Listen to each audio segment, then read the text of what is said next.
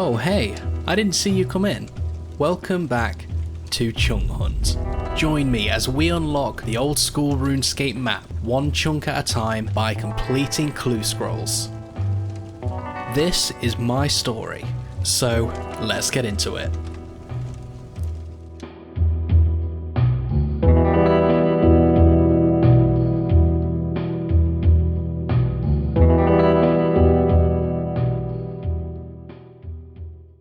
Welcome back to Chunk Hunt, everybody. I am really glad to see you all again. In the last video, we worked really hard to unlock ourselves a Barrows portal in the player-owned house, and today we are finally going to be taking advantage of it. That's right, it's the Barrows video. We are going to go for a hefty number of chests and have a look and see what kind of loot we can get out of that. There are so many gear upgrades that can come for this, and I really can't wait to see what we get. There's also a 1 in 33 chance that we'll get an elite clue scroll out of every single chest that we open. So let's hope for some of those and get started. Like, subscribe, and let's get into the video. I love you lots.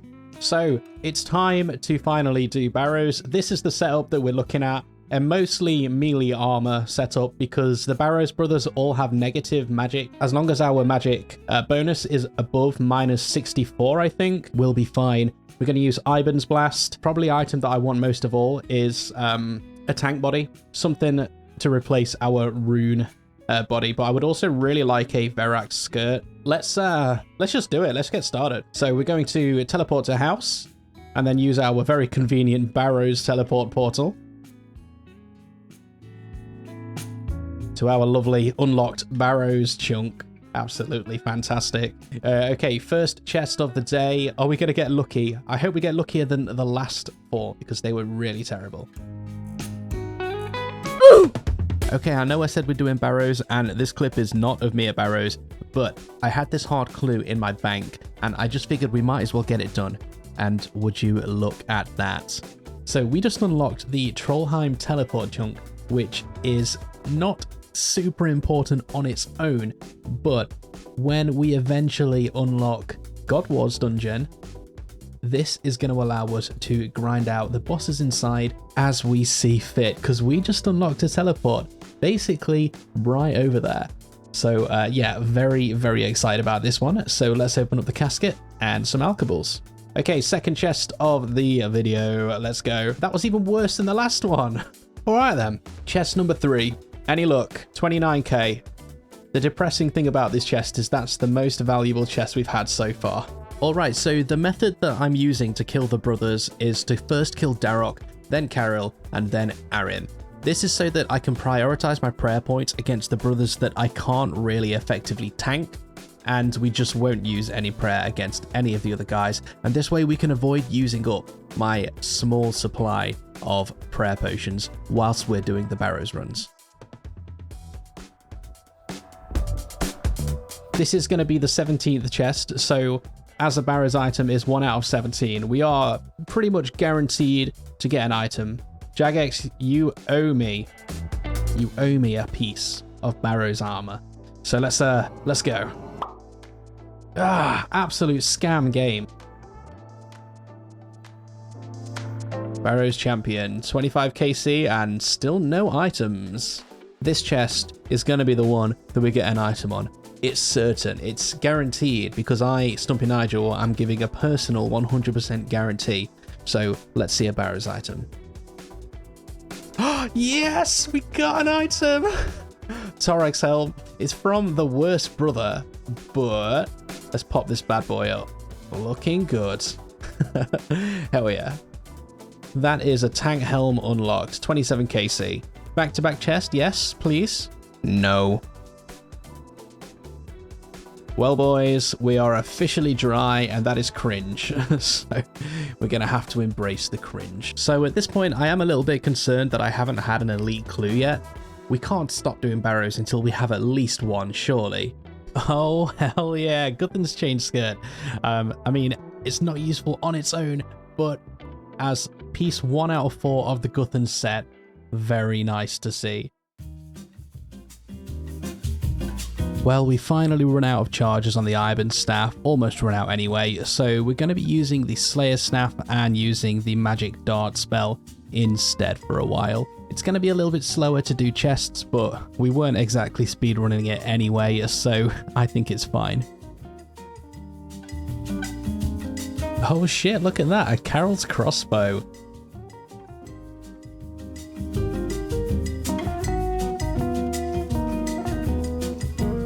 You are kidding me. Thorax hammers. We might as well have just had nothing. I would have preferred nothing. Bloody hell. Dragon medium helm. I'm going to pretend that I'm like totally cool with that and that I'm really happy for that to have been in the chest. Wow. Another chest, I say. A chest, I say. One more. Thank you for the GL. Duplicate Carol's crossbow. God damn it. God damn it.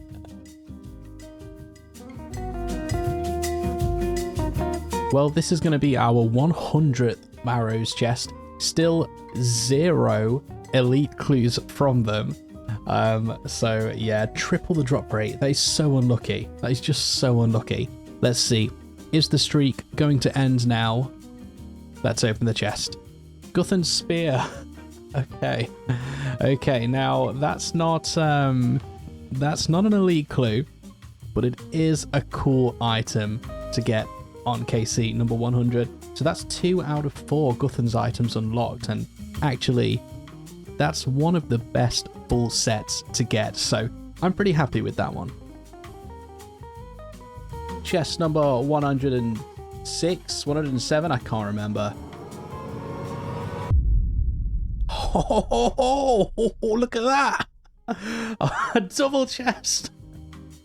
Holy crap. I mean, it's a, no, it's not even a dupe. Guthan's helm and a Carol's leather skirt. That's actually sick. Let's fucking go. Oh my god. Holy shit. That's incredible. Because let's have a look at our collection log right now. We are 1 piece away from completing Guthan's, which would be amazing. Guthan's would be incredible. It'd be so good to bring along to Barrows with us, and just loads and loads of other places as well. We've got 2 pieces of Carol's and 2 pieces of Torags, unfortunately. Yeah, wow, that is sick. We've got Barrows chest number 108 coming right up here. Are we going to get ourselves an elite clue scroll? We are not. Another chest. Let's go. Let's go. Clue scroll, please. Still no clues. I can't believe it. The torment is just going to have to continue. 110 KC. It's a 1 in 33 drop. 110 KC without the drop is just insane. It's just ridiculous. Are we going to go quadruple the drop rate? Currently, we don't actually think that Barrows chests really drop elite clues. It's just a conspiracy made up by the wiki team to make people do more Barrows. But let's see if that turns out to be not true and we get a clue from this chest. Yes? No. Oh my god. Finally. 123 Barrows chests for our first elite clue scroll. Let's take a look at the first step. Hopefully it's one that we can actually do. Speak to Weiss and the Gardener. We can do that. Let's go.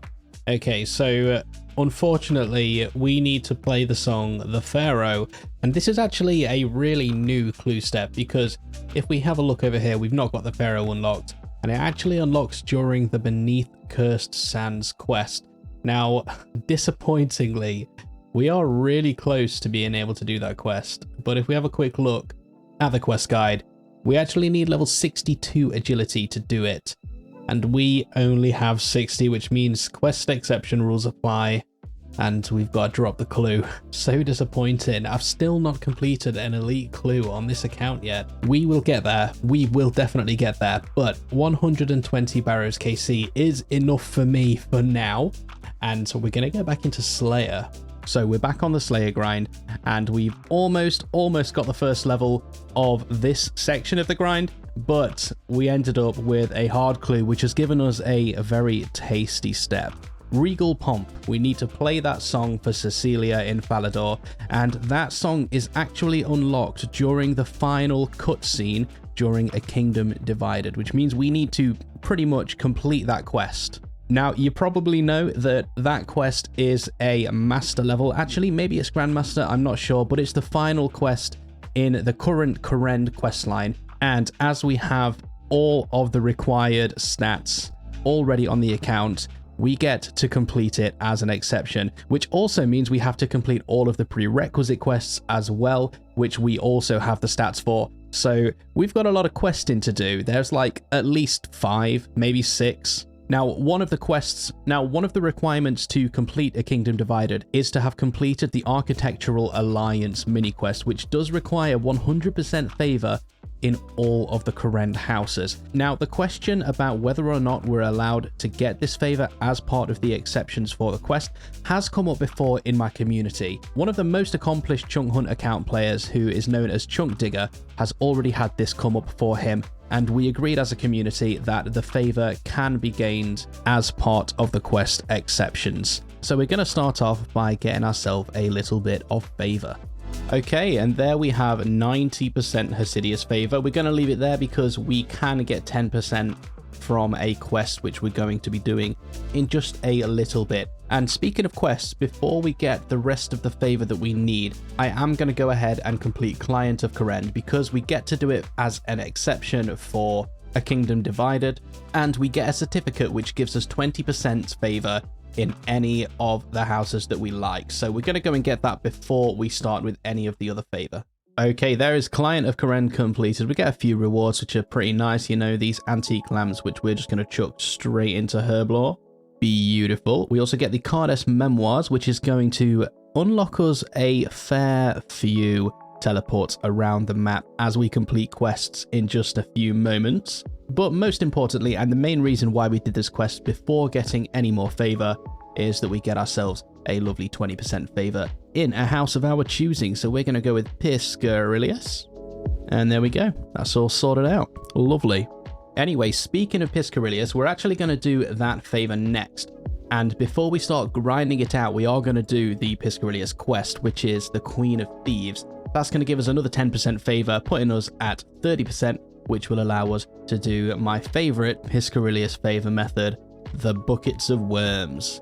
Okay, awesome. So there's Queen of Thieves completed. A bunch of XP, nothing really spectacular as a reward, but we do get a lovely memoir page, which we are going to pop ourselves into the Cardes Memoirs. Beautiful. And if we just read this Piscarilius favor certificate, that gives us 30% favor. So we can start with our Buckets of Worms. Let's go get digging. Okay, and that is the last of the grubs. There is 100% Piscarilius favor. So I think next we're going to get started with Lovercane, which is by far my least favorite to do. But if we just get it out of the way, then we'll be sorted. And we only need to go for 90% because we'll have a quest to do for the remaining 10. So let's just go and get started with that sulfur mining. So as I mentioned earlier, Lovercane is the only house where we are going to have to gain a bit of favor in a locked chunk, and we're doing volcanic sulfur mining for that. And I've got to say, this is my least favorite method of gaining favor in the entire game. It completely sucks. Like, why do these little cloud things have to exist? They don't have to exist. They don't make the game fun.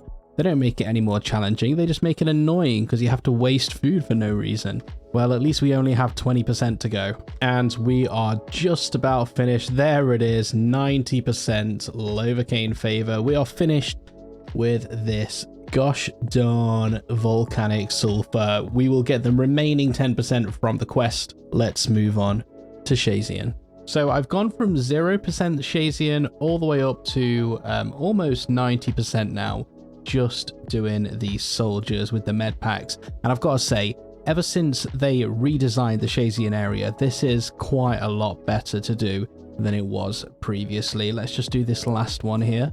And there's 90% Shazian. So that is all of the favor grinds completed now. Feels really good. Let's get on with the rest of the quests. Well, there is the Depths of Despair completed.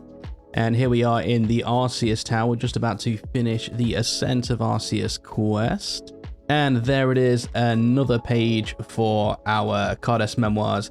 And another 10% favor, which would have been awesome, but we actually got Arceus favor up to 100% in a previous video, so never mind. But getting the quest done is what we needed to do here, so let's move on to the Forsaken Tower.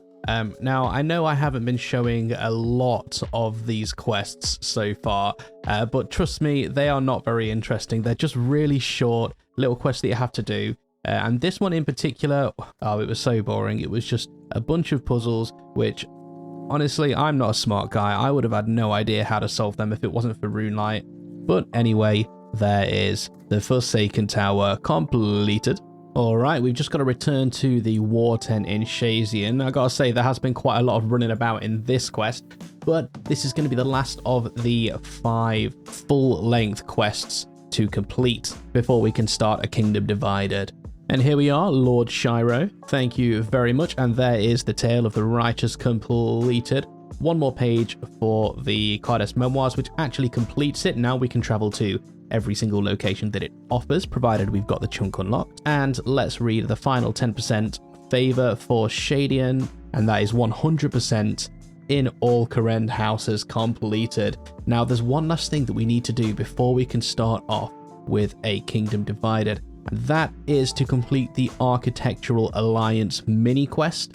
And that is quite easy for us to do. We just need to go and talk to all the leaders of the houses and then meet them over at the statue so that they can sort of all make up and become good friends, you know? Alright, the whole gang is here. Let's just have a chat to Hosa.